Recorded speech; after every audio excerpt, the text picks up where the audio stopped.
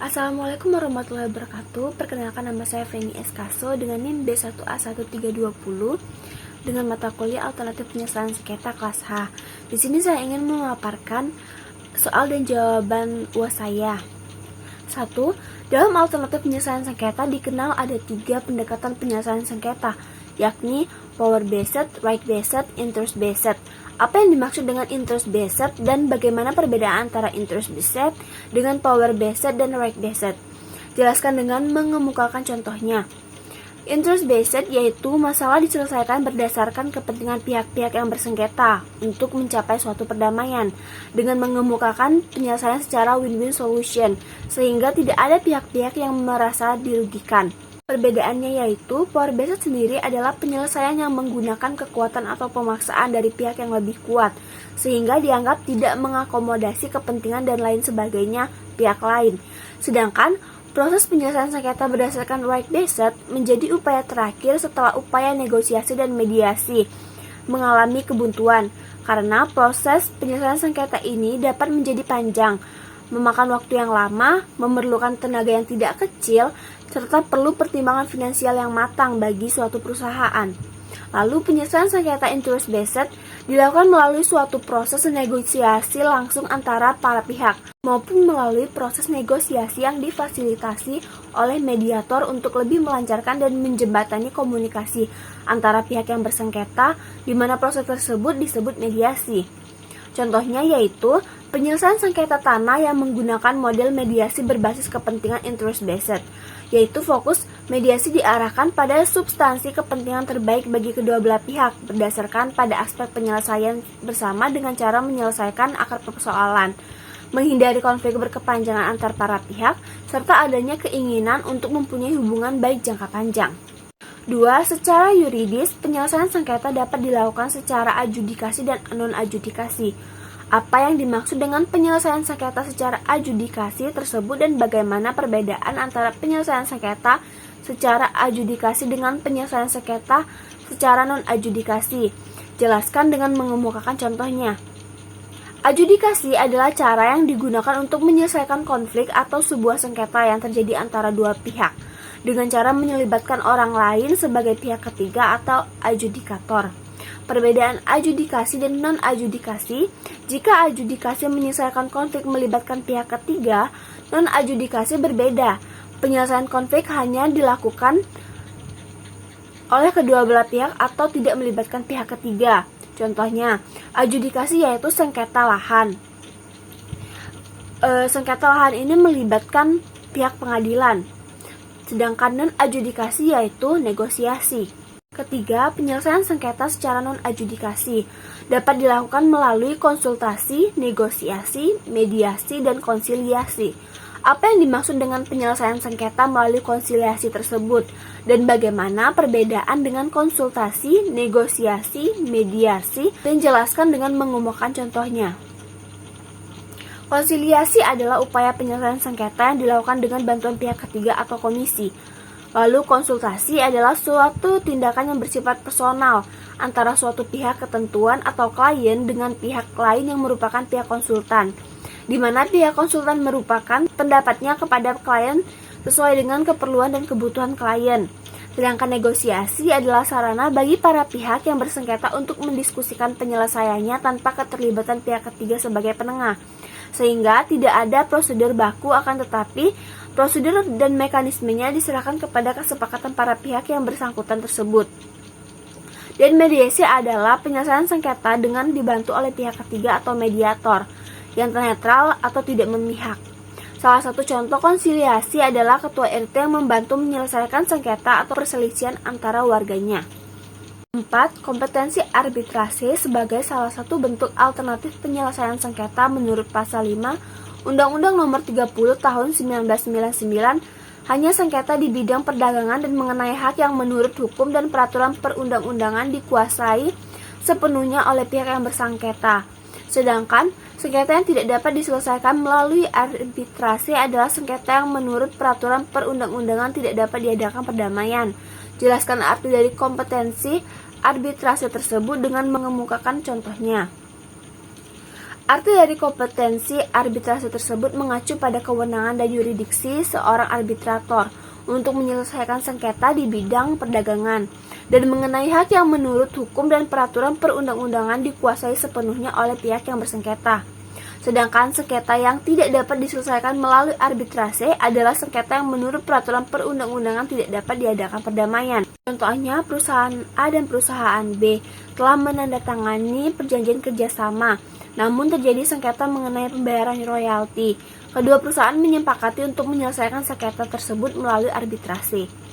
Kelima, berdasarkan pasal Undang-Undang Nomor 30 Tahun 1999 tersebut, apakah sengketa perceraian dapat diselesaikan melalui arbitrase? Jelaskan dengan mengemukakan dasar hukumnya. Jawabannya tidak. Karena menurut pasal 5 nomor 30 tahun 1999 tentang arbitrase dan alternatif penyelesaian sengketa, sengketa yang dapat diselesaikan melalui arbitrase hanya sengketa di bidang perdagangan dan mengenai hak yang menurut hukum dan peraturan perundang-undangan dikuasai sepenuhnya oleh pihak yang bersengketa.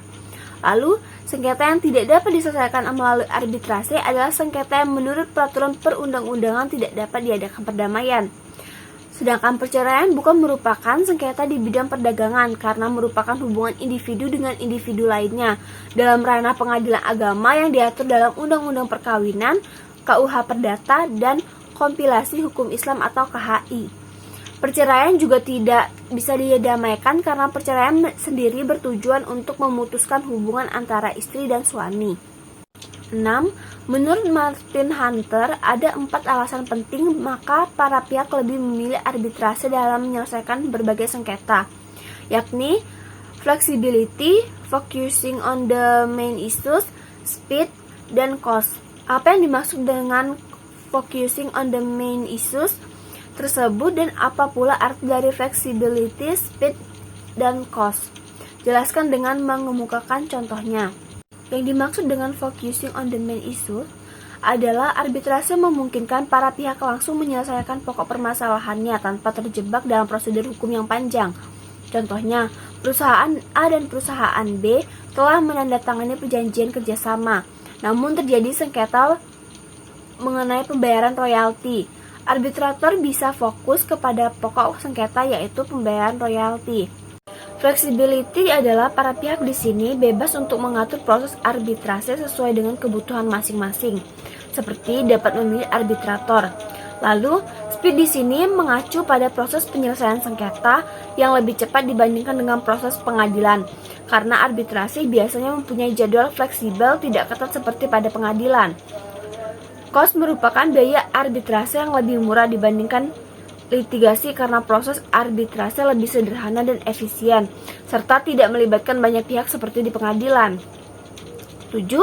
Keputusan arbitrase adalah bersifat final dan binding. Apa yang dimaksud dengan keputusan arbitrase yang bersifat final dan binding tersebut? Jelaskan dengan mengemukakan contoh dan dasar hukumnya. Putusan arbitrase bersifat final dan mempunyai kekuatan hukum tetap dan mengikat para pihak.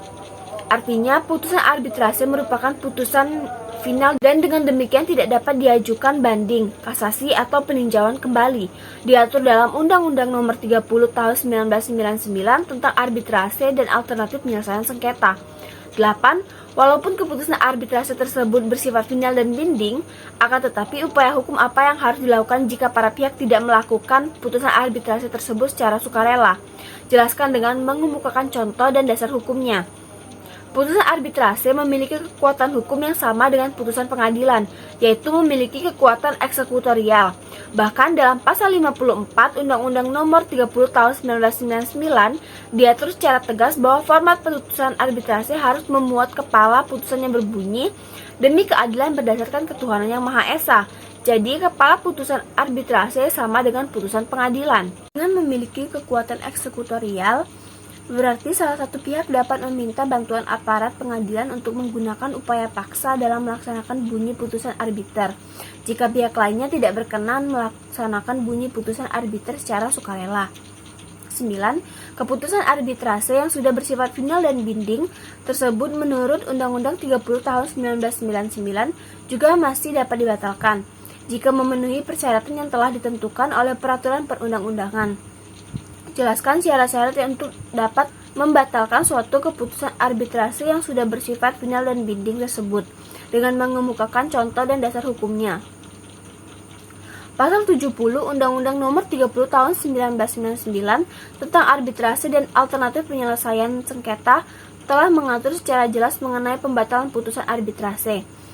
Dalam pasal tersebut menyatakan bahwa terhadap putusan arbitrase, para pihak dapat mengajukan permohonan pembatalan jika putusan tersebut diduga mengandung unsur-unsur antara lain sebagai berikut. Pertama, surat atau dokumen yang diajukan dalam pemeriksaan setelah putusan dijatuhkan diakui palsu atau dinyatakan palsu. Kedua, setelah putusan diambil, ditemukan dokumen yang bersifat menentukan yang disembunyikan oleh pihak lawan. Ketiga, putusan diambil dari hasil tipu muslihat yang dilakukan oleh salah satu pihak dalam pemeriksaan sengketa. 10.